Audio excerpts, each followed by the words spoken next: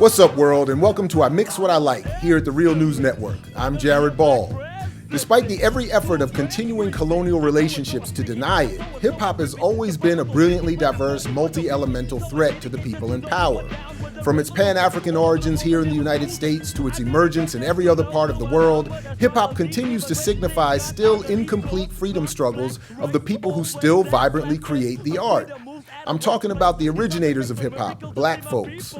Hip-hop, when not suppressed by a global commercial apparatus, continues to be the art the late Amiri Baraka called for, the kind that conks Klansmen and erases racists. Or as Max Roach famously noted, it is in hip-hop that you can still hear the revolution in drums.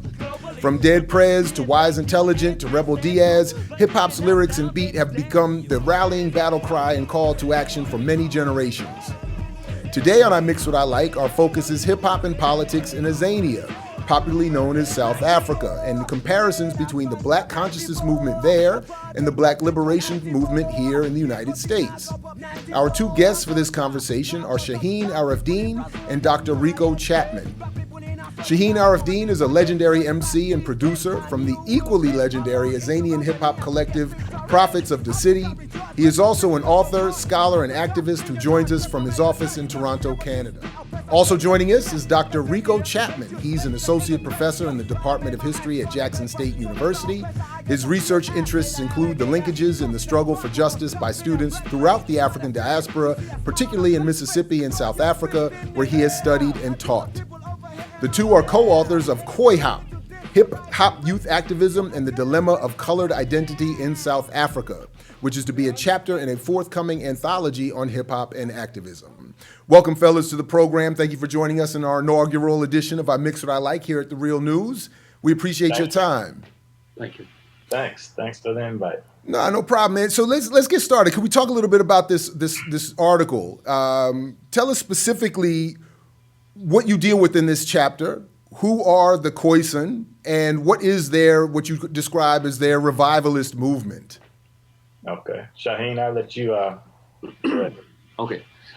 So essentially what we looked at was movements in post-apartheid South Africa and how that's linked to indigenous identities. And because of the way apartheid was structured and the way race was constructed, indigenous identities and collectives were thrown in a mix called colored.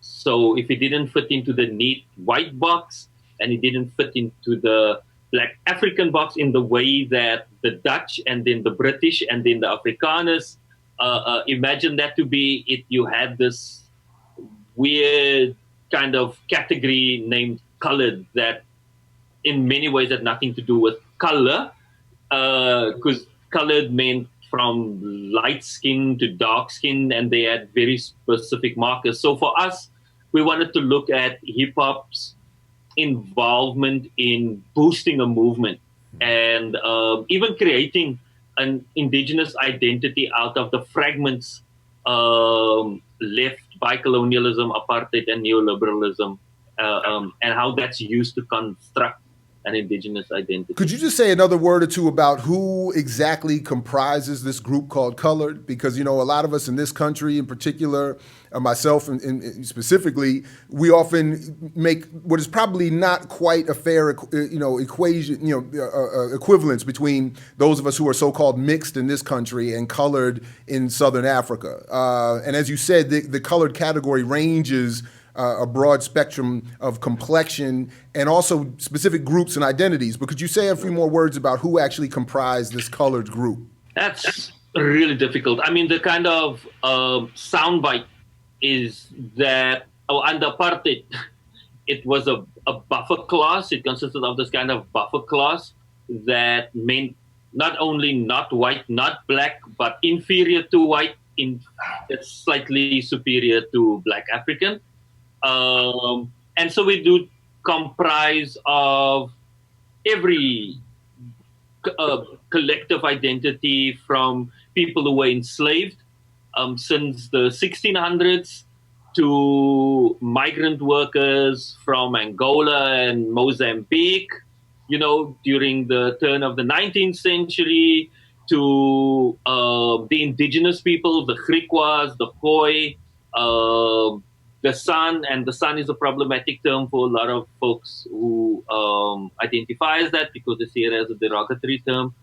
So it's a whole collective of people from the African continent and even different parts of the world that white supremacists or the followers of white supremacist ideologies couldn't really box them in. Right. You know, when some years ago on a trip to Zimbabwe, I met with some folks from the so-called colored community, and it was a bit shocking to see not only, again, the range in complexion, because people that we're familiar with in this country who would be identified fully as African American or Africans in America or black are described as colored in Southern Africa. And this issue of the buffer group, if we could just say another word or two about that, because one of the horrifying stories that was recounted for us during that trip, for my trip at least to Zimbabwe, was that the so-called colored community was intentionally created, where white Europeans or European descendants would intentionally impregnate African women to create this group of people that would become a buffer between themselves and what they always assumed was the pending African revolution. Was this also similarly the case in South Africa? Jared, can I chime in? Sure, please do. Yes, absolutely. Please. I just want to state in our book chapter, in the book Hip Hop and Social Change, it is out. It just came out just recently. Okay, good. We did state in our unedited version explicitly that we were not very supportive of the use of the term color. Right. But in the final version, in the book chapter, it doesn't come across that way. So I just wanted to put that out there. So in order to help guide this conversation, because we don't necessarily support the use of the term color. However, we use it for context and for clarity in our book chapter. And what is your preferred term or phrase to refer to this group commonly described as colored? I mean, colors are Africans. Okay. Pretty much. Exactly. I mean, Yeah. No, I mean, certainly to my Pan-African sensibilities, that's exactly how I feel about the situation here as well. But that's something that isn't always made clear or accepted, both in and out of academia. Go ahead, Shaheen, please. Coming back to your question, I mean, the instance that you mentioned now that it was purposefully created, I think a couple of things. First of all, there's no purity. You know, so we have to start there as well. The whole notion of purity is a racist kind of thinking that's not useful at all. So that's the one thing. The second thing is that when you look at enslaved people, political prisoners from, let's say, places like Java, Jakarta, parts of Malaysia, and so on, right? And then you have people who were enslaved, from Madagascar, what came to be known as Angola, etc., all thrown together. So a culture, if you will, by the oppressed under Dutch rule at the time existed. And so colored during Dutch rule meant anything not white.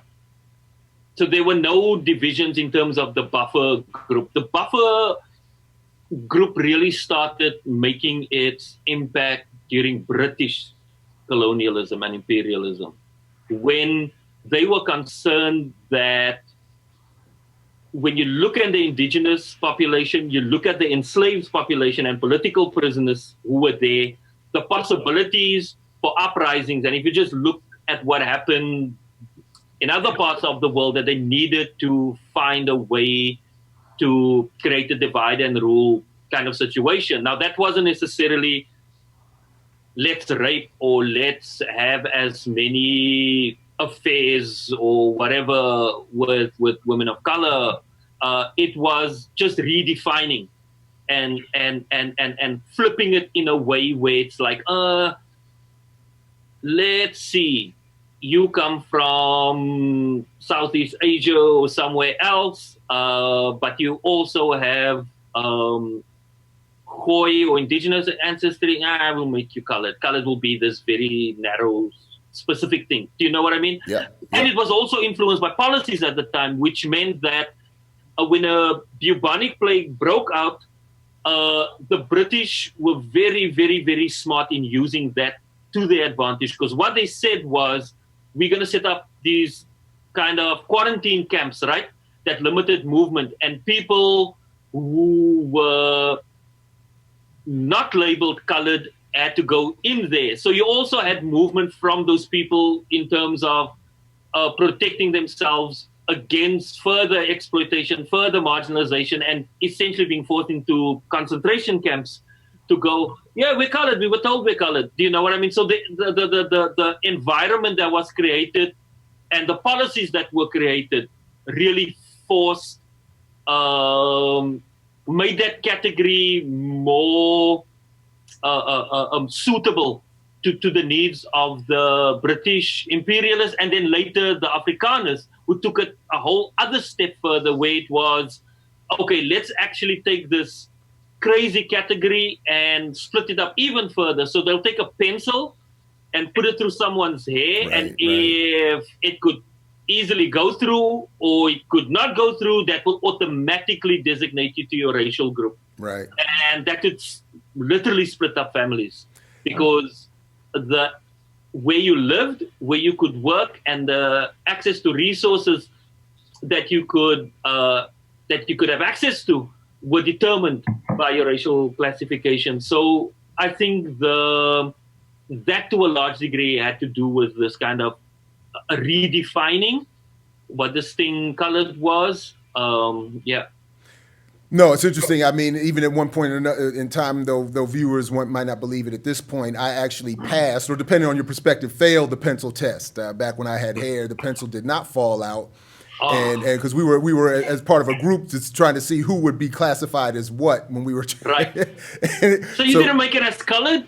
So I would have. It's over, man.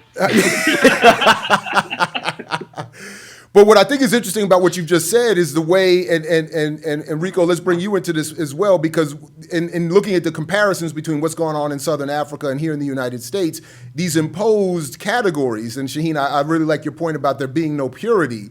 These imposed categories do separate people not only from their geographic, indigenous geographic locations, but also from their own families. I mean, it changes.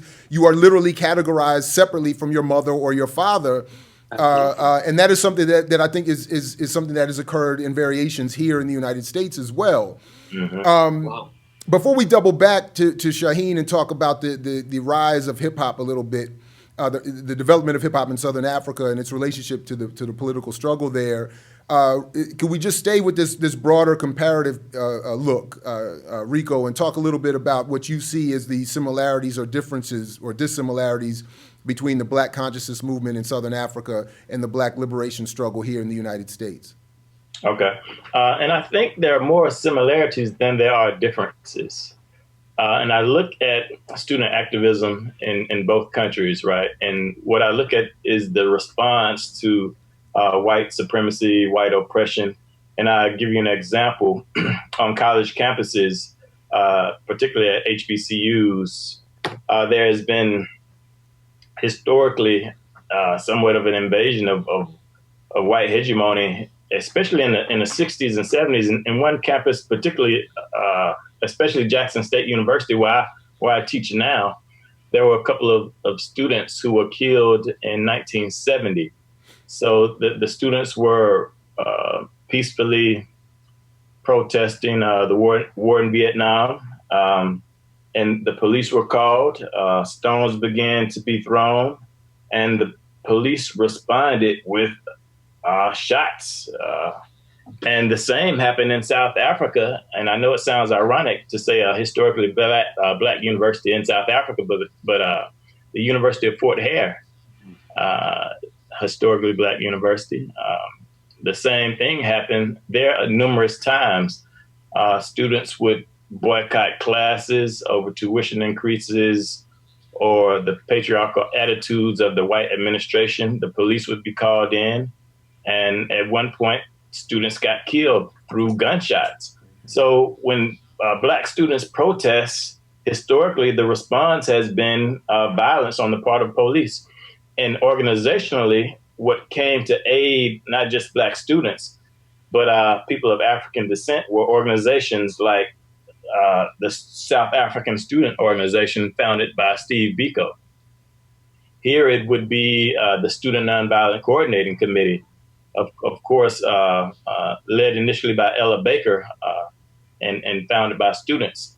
But these two organizations in different countries had similar aims and objectives. Out of SNCC grew the Black Power movement, and of course, out of SAYSO grew the Black Consciousness movement.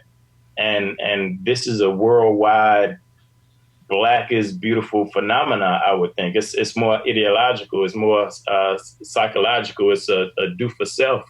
Steve Biko would say, Black man, you're on your own.